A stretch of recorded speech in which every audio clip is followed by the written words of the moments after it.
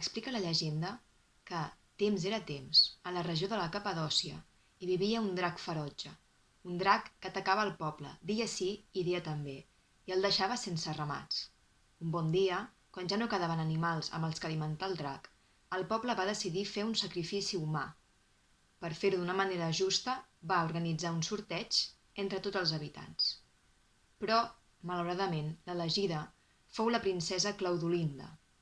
Però just quan estava a punt de ser devorada pel drac, un cavaller es va enfrontar a la bèstia i la va matar, tallant-li el cap.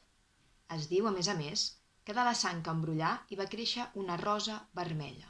És per això que cada 23 d'abril, el dia de Sant Jordi, es commemora la diada amb una rosa vermella, el símbol d'aquella victòria. Hola a tothom, jo sóc la Marina, ja em coneixeu, alguns de vosaltres, i bé, possiblement aquesta història que acabo d'explicar us soni d'alguna cosa, oi? I és que és la llegenda de Sant Jordi. I com que ja estem a abril i s'acosta aquesta diada, m'agradaria portar-vos alguns dels dracs que hi ha amagats per Barcelona. Dic alguns perquè n'hi ha moltíssims de dracs. De fet, podríem identificar Barcelona en els mapes amb una locució llatina que es feia servir per a aquelles regions que eren desconegudes o perilloses en els mapes medievals, que posava Hic sunt dracones, que vol dir aquí hi ha dracs. Una de les explicacions de per què hi ha tant dracs a Barcelona tindria a veure amb tot això que acabo de dir, que seria la llegenda de Sant Jordi. Pensem que Sant Jordi és el patró de Catalunya i, per tant, aquesta història i aquests personatges serien símbols de la catalanitat. I també el drac al final és un símbol de poder, no? De vigilància. Així com podem trobar lleons que estan vigilant les entrades dels llocs, també, per què no, podríem trobar dracs. Doncs bé, jo he decidit dividir aquest petit recorregut, aquest petit vídeo. Òbviament em deixaré moltíssims dracs, però bé, és un tastet, perquè ens podem acostar una miqueta més a aquesta diada de Sant Jordi. Doncs això, he volgut dividir aquest petit recorregut pels dracs de Barcelona en 3 grups. El primer, seria els dracs més coneguts. Començarem pel drac o salamandra del Parc Güell. El Parc Güell va ser ideat com a una urbanització i dissenyat pel famosíssim arquitecte Antoni Gaudí, per encàrrec del famosíssim mecenes Eusebi Güell. Va ser construït entre 1900 i 1914, però no va ser inaugurat fins al 1926. Aquest drac és la tercera de les 3 fonts de l'escalinata del parc i s'ha convertit realment en l'element més emblemàtic. Tothom es fa fotografies al seu costat. Com deia, no se sap ben bé si és un drac o és una salamandra. Aquesta confusió entre drac o un altre tipus d'animal també passa en altres llocs, per exemple, a la font monumental del Parc de la Ciutadella. Com veieu, conté uns animals mitològics que alguns potser l'identifiquen com a dracs, però d'altres com a grius. Doncs bé, tornem al Parc Güell i parlem d'aquest drac. Hi ha diverses teories sobre el que representa. Algunes diuen que Gaudí va voler representar el drac de Sant Jordi. Altres hipòtesis afirmen que encarna la salamandra alquímica vinculada al foc, però altres defensen que fa referència a la mitològica serp Pitó del temple de Delfos. I fins i tot hi ha altres teories que diuen que és el cocodril de l'escut de la ciutat de Nîmes, a França, on es va criar Eusebi Güell. Doncs bé, cadascú que triï la teoria que més li agradi.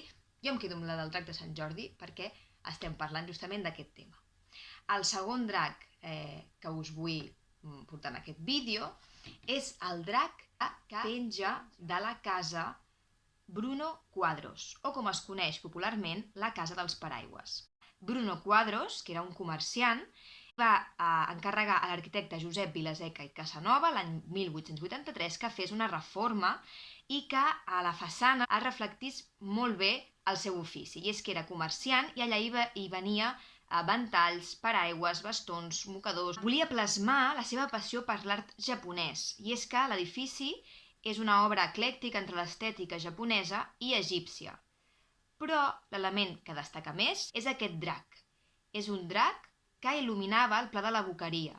De fet, a través d'una restauració, avui dia, torna a treure foc per la boca, podríem dir, a través d'aquesta llum que veiem que surt per la boca i pels ulls. El tercer drac del que us vull parlar és ben bé, no és un drac sol com els que hem vist, sinó que és l'escena de la llegenda de Sant Jordi.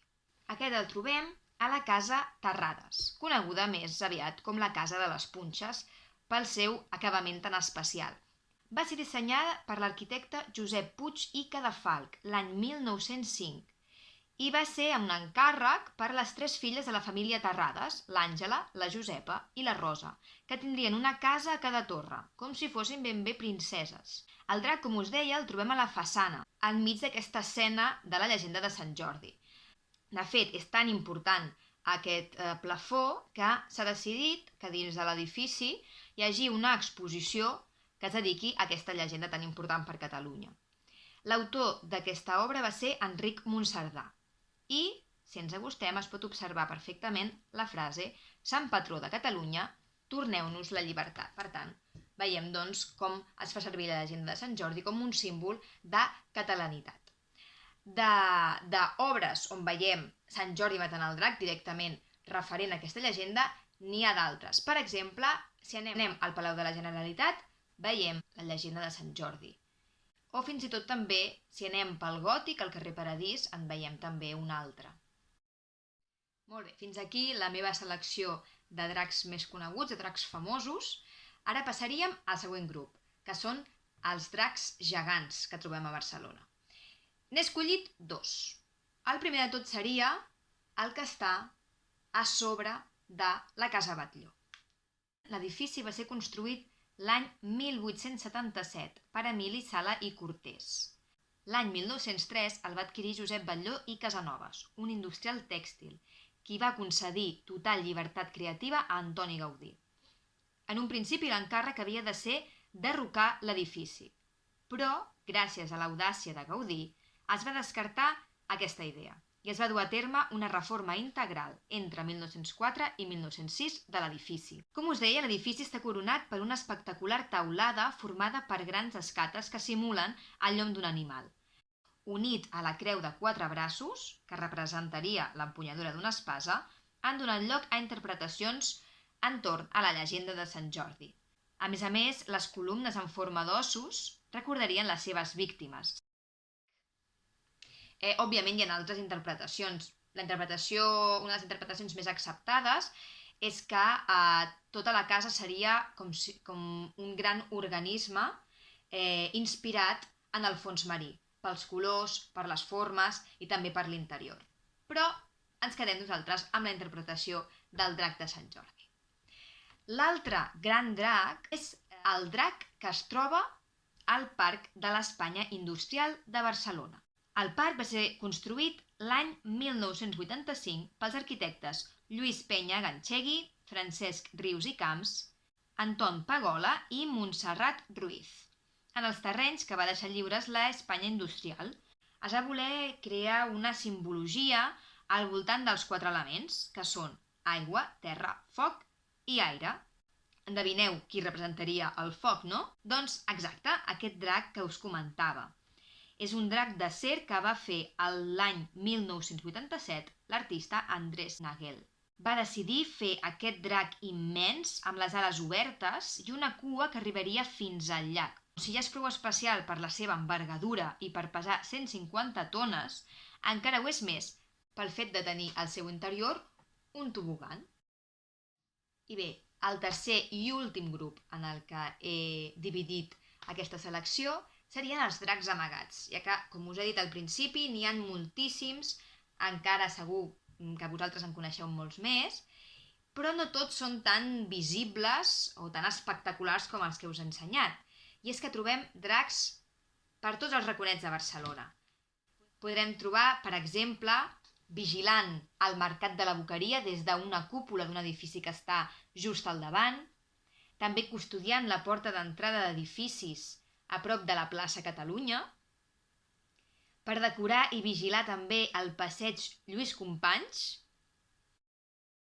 o fins i tot trobem dracs als tiradors de les portes del carrer Verdi. Doncs bé, Fins aquí aquest recorregut pels dracs de Barcelona. Com he dit, n'hi ha molts més. De fet, us convido a que penseu, que recordeu aviam quins altres dracs heu vist, a on, encara que no sigui Barcelona, perquè de dracs no només hi ha a Barcelona, hi ha per tot arreu.